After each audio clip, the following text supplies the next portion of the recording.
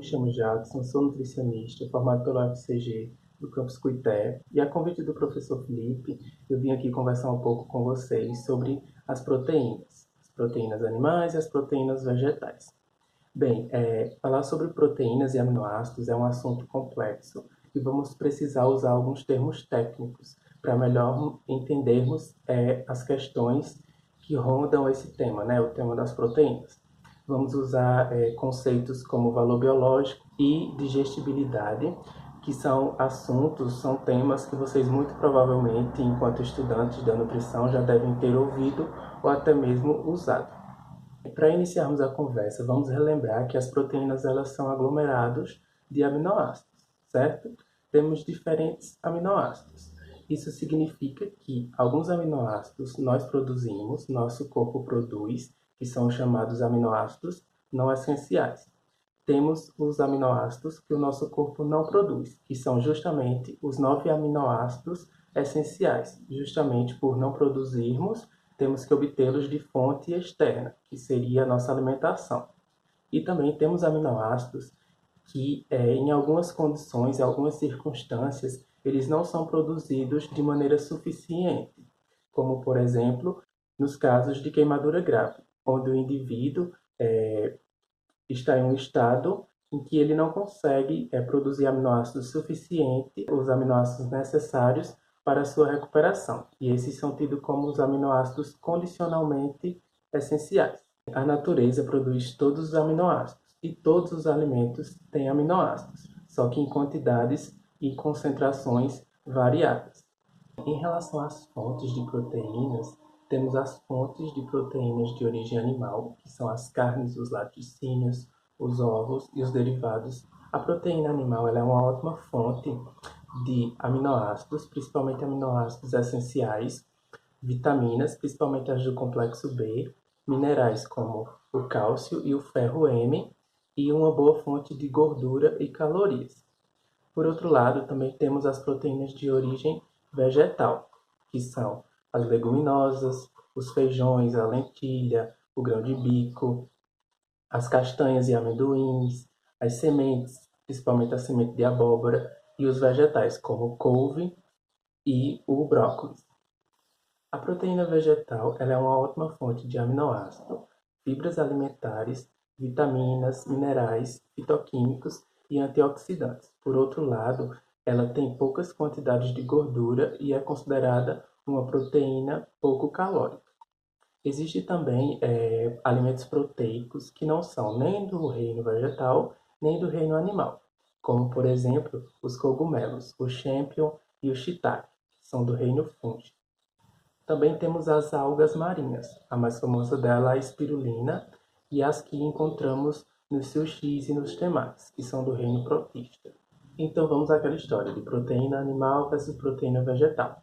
Bem, os produtos de origem animal eles têm todos os aminoácidos essenciais em uma alta concentração, pois é tecido igual ao nosso, é músculo, e o músculo é uma fonte concentrada de aminoácidos. Os animais são praticamente acumuladores de aminoácidos.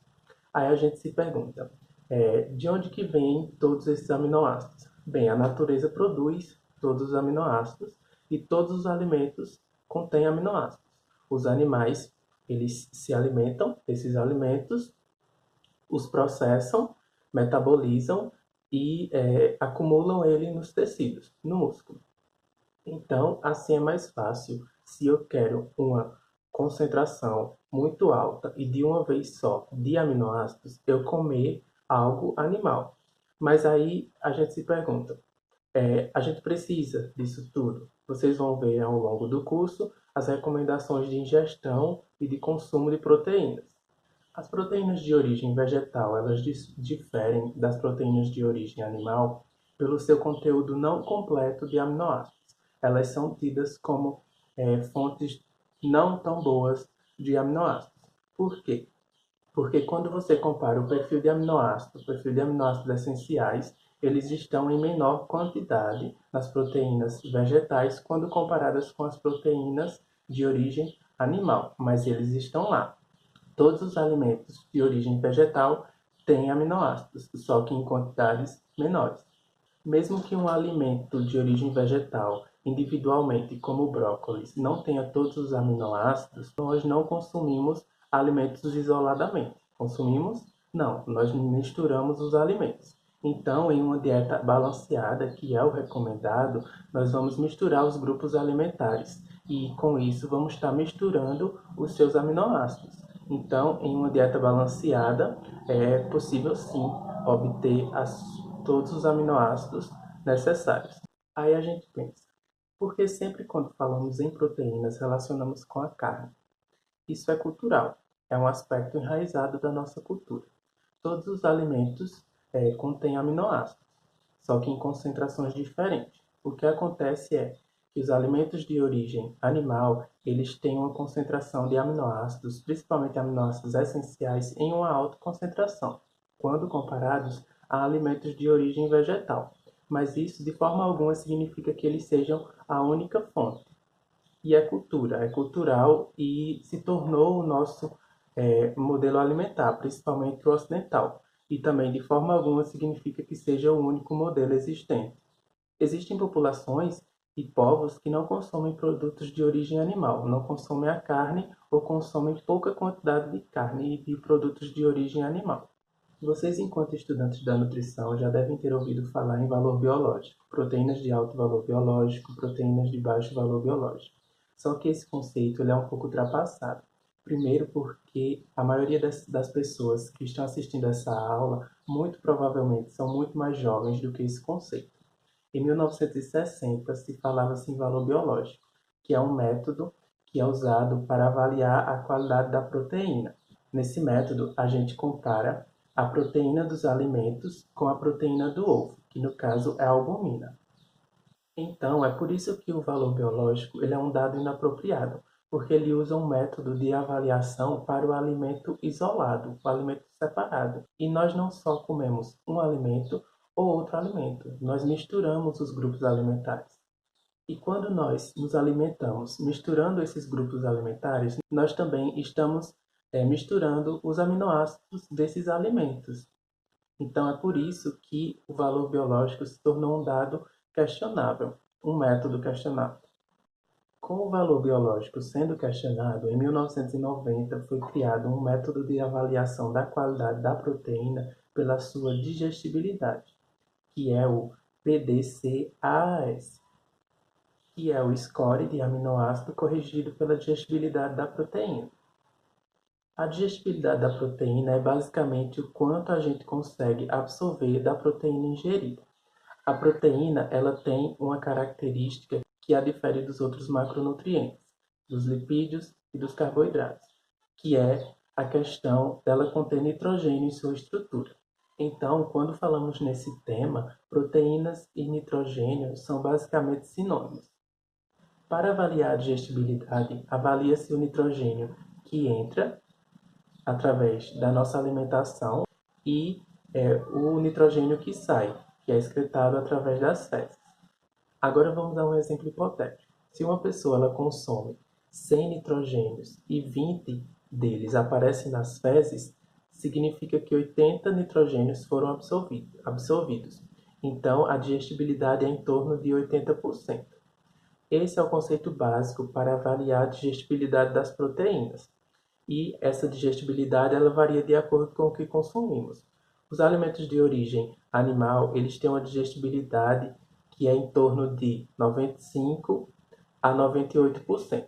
Já os alimentos de origem vegetal, eles têm uma digestibilidade mais variável, que vai de 80 a 90 a 95.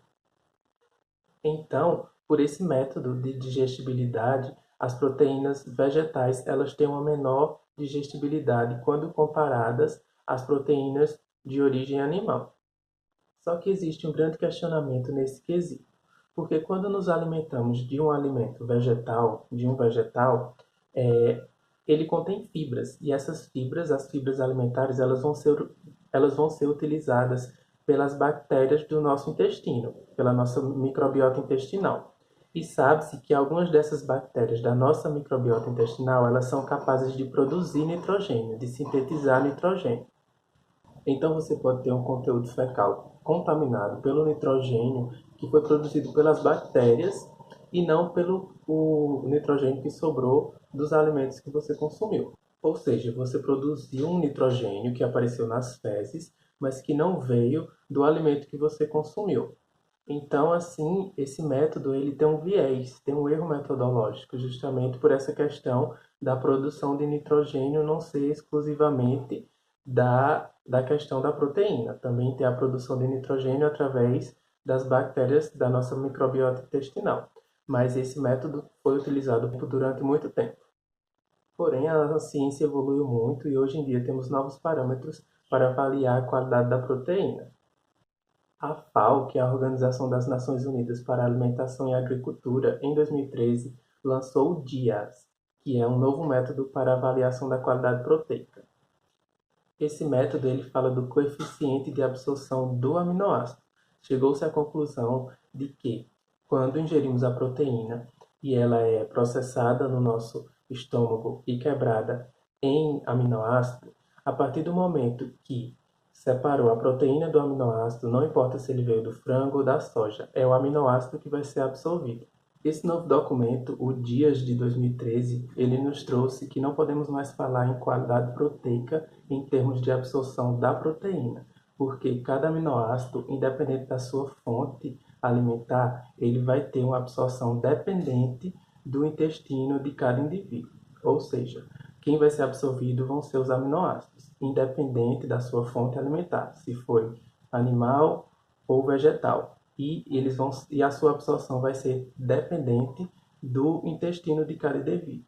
Porém, muitos profissionais e colegas ainda não estão atualizados quanto a esse conceito. Isso tudo e ainda não falamos dos benefícios e dos malefícios relacionados ao consumo das proteínas animais e vegetais. Mas isso é assunto para outro encontro, para outro momento que podemos organizar. Então, eu agradeço a atenção de todos e todas e espero que vocês possam ampliar a visão de vocês sobre esse assunto das proteínas e de suas fontes. Obrigado pela atenção e até uma próxima.